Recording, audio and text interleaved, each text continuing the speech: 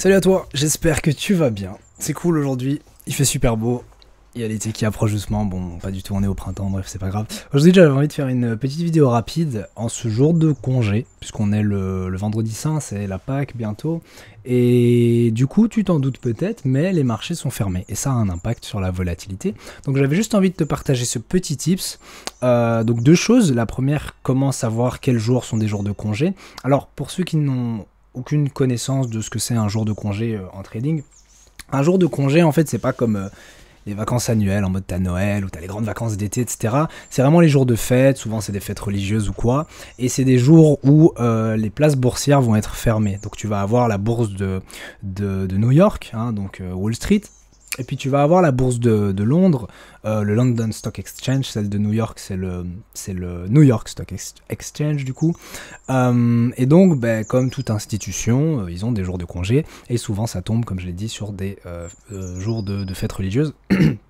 Alors, comment savoir quand est-ce que c'est ouvert ou pas? Je vais te montrer tout de suite. Donc tout simplement, tu vas sur Google, et tu tapes Bank Holiday, et alors tu termines ta phrase avec soit NYSE, donc ça c'est pour le New York Stock Exchange, ou alors avec le LSE. Donc on va regarder pour les deux, NYSE. Donc pardon, j'ai un peu vite. Tu vas sur le premier lien, donc New York Stock Exchange Holidays and Trading Hours, et alors ici tu as la liste pour 2024, 2025 et 2026 des jours de congé. Ça veut dire des jours où la bourse de New York sera fermée. Et qu'est-ce que ça implique que la bourse de New York soit fermée? C'est qu'on a moins d'acteurs de marché. Et donc, les traders sont tout simplement pas là. Et donc, du coup, il y a moins de liquidité. Et donc, peut-être, je dis bien peut-être, moins de volatilité. Je vais nuancer après dans la vidéo. Mais donc ici, tu vois que pour 2024, donc on avait déjà forcément le 1er janvier, c'était la nouvelle année. On avait le Martin Luther King Day, le 15 janvier. On avait aussi le Washington Birthday, donc c'est la journée des présidents, la fête des présidents, le 19 février. Et récemment, du coup, qu'est-ce qu'on a? C'est le Good Friday. Alors, si tu tapes Good Friday sur Google, tu vas voir en fait que c'est le vendredi saint, donc c'est un jour de congé aux États-Unis qui est un pays croyant, enfin pour la majorité.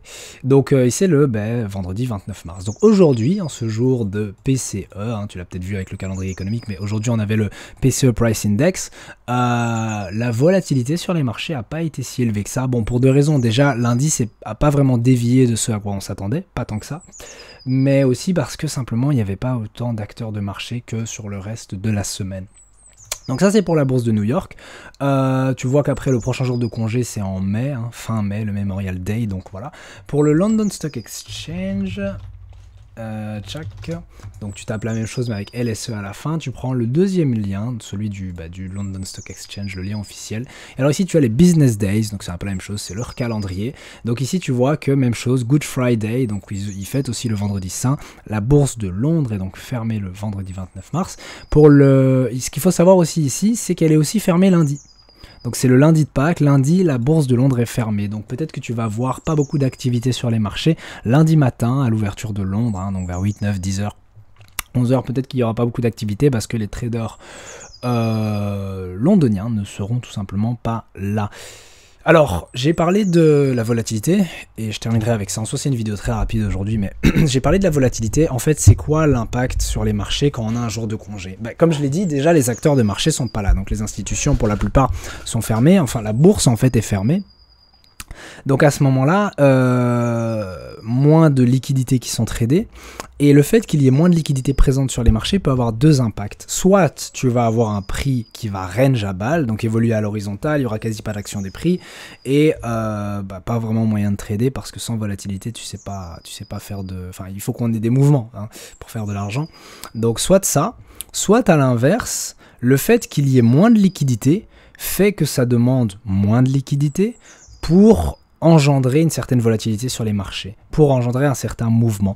Et donc ce qu'on peut aussi observer, c'est que lorsqu'il y a du coup des jours de congé, donc une partie des traders dans le monde est absente, ce qui va se passer, c'est que s'il y a une grosse data économique qui sort, comme le PCE, mais ici ça n'a pas eu cet impact sur les marchés, mais ça aurait pu arriver, si on a une grosse data qui sort, ce qui peut se passer, c'est qu'en l'absence de certains traders, avec des volumes faibles, comme il faut moins de liquidité pour faire bouger le prix dans un certain sens, les mouvements sont plus exagérés.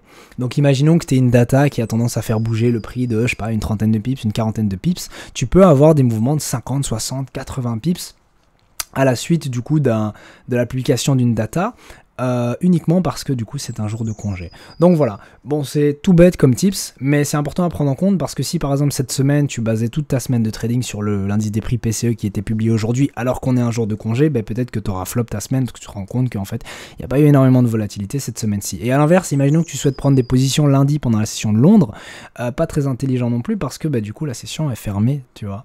Donc garde ça à l'esprit, check de temps en temps le calendrier, tu dois pas connaître toutes les dates mais check juste c'est quoi la prochaine. Donc comme je t'ai dit déjà là, lundi c'est congé pour la bourse de Londres et alors la prochaine date c'est le 6 mai. C'est quoi la fête? Early May Bank Holiday. Bon, peu importe en soi la fête, mais dis-toi juste que la bourse de Londres sera fermée le lundi 6 mai. Et alors aux États-Unis, la prochaine date c'est le 27 mai pour le Memorial Day. Ok, donc le New York Stock Exchange sera fermé à ce moment-là. Mais donc retiens juste ça. Début mai, fin mai, il y aura un jour de congé sur les bourses. De toute façon, souvent, si tu lis les articles de Trading Economics, je vais juste te le montrer. Donc si tu vas sur TradingView, ok, et que tu regardes de temps en temps la section actualité, ici, ok, tu as souvent des petits résumés, particulièrement dans l'onglet indice, tu as des résumés le matin et le soir de l'ouverture et la fermeture des marchés. Donc ici, il n'y a pas encore le résumé pour la fermeture des marchés. Pas que je sache, 2 petites secondes. Mais il y a sûrement celui pour l'ouverture. Ah non, ici, il est là, voilà. L'Europe finit en hausse avant Pâques. Mais du coup, souvent, dans ces petits résumés-là, où ils te disent ce qui s'est passé sur le marché action, ce qui s'est passé au niveau des indicateurs et des annonces dans la journée, etc. Puis après, ils te donnent un petit récap du marché des valeurs. Oui, du coup, pardon, des valeurs, ensuite des indices, ensuite du marché obligataire, et ensuite des changes et du pétrole. Mais donc souvent, quand il y a un jour de congé, ils le disent à l'avance là-dessus. Par exemple, ils disent... pour rappel, je regarde juste... Enfin, en tout cas, je sais qu'à force d'avoir lu ça cette semaine, il disait, pour rappel, les marchés seront fermés, enfin, ou la bourse de New York sera fermée en ce vendredi. Ou alors l'indice des prix PCE sera publié en ce congé de Pâques, etc. Donc souvent tu peux anticiper le truc, t'es pas obligé de checker le calendrier de temps en temps, tu peux juste en fait lire les articles régulièrement et ça te le dit. Mais donc voilà, garde ça à l'esprit dans ton trading parce que tu n'as pas envie de trader une semaine écourtée. Parfois tu as même des semaines où tu as un week-end de 4 jours. Parce que là quelque part on a un week-end de 4 jours, vendredi, samedi, dimanche, lundi. Du coup t'as pas nécessairement envie de trader une semaine comme ça, ou en tout cas t'as pas envie de prendre des positions sur la fin de la semaine, sachant que la volatilité va être atone, et pas non plus nécessairement envie de te positionner le lundi à l'ouverture. Bref, vidéo très courte, je crois même que ce sera la vidéo la plus courte de ma chaîne YouTube, mais j'avais juste envie de te partager ce petit tips. J'espère que ta semaine de trading s'est bien passée, j'espère que les choses tournent bien pour toi, et puis sur ce, je te dis à demain dans la prochaine vidéo.